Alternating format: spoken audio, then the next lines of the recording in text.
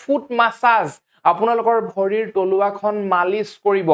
বুঢ়া আঙুলিটোৰে তলৰ পৰা ওপৰলৈকে লৈ যাব খুব ধুনীয়াকৈ অলপ অলপ মালিচ কৰিব যেতিয়াই সময় পায় অলপ অলপ মালিচ কৰিব বিশেষকৈ ৰাতিপুৱা আৰু খোৱাৰ আগৰ বেলাত যদি আপোনালোকে মালিচ কৰে খুব ভাল আপোনালোকৰ ৰিজাল্ট দেখা পোৱা যায় ঠিক আছে তাৰ পিছত মই আপোনালোকক কম এটা খুব ভাল হ'ব আমাৰ মানে প্ৰতিকাৰ বুলি কম গৰম পানীত আপোনালোকে নিমখ দি ভৰিটো ডুবাই ৰাখিব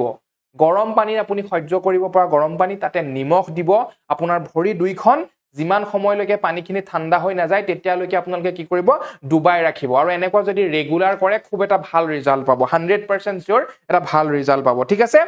আৰু এটা ইন্টাৰেষ্টিং কথা আমাৰ আছে কন্ট্ৰোল বাথ বুলি কোৱা হয় বা কন্ট্ৰাষ্ট বাথ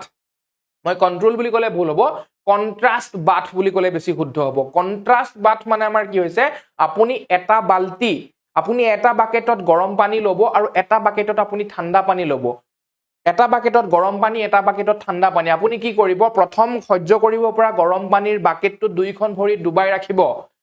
তাৰ পিছত 1 মিনিট সময় আপুনি ডুবাই ৰাখিব তাৰ পিছত ভৰিখন উলিয়াই আকৌ ঠাণ্ডা পানীখিনিত ডুবাই দিব 1 মিনিট ঠাণ্ডা পানীত ৰাখিব আকৌ ভৰিখন উলিয়াই গৰম পানীত 1 মিনিট সময় ৰাখিব আকৌ 1 মিনিট সময় হৈ যোৱাৰ পিছত ভৰিখন গৰম পানীৰ পৰা উলিয়াই ঠাণ্ডা পানীলৈ আনিব এই প্ৰসেসটো আপোনালোকে তেতিয়ালৈকে কৰিব যেতিয়ালৈকে আপুনি সহ্য কৰিব পৰা গৰমখিনি যিখিনি লৈছিলে সেইখিনি ঠাণ্ডা পানীখিনিৰ সমান যেতিয়া ঠাণ্ডা হৈ যাব তেতিয়ালৈকে প্ৰসেসটো কৰি থাকিব মানে মই যদি ক'বলৈ যাওঁ আপুনি প্ৰায়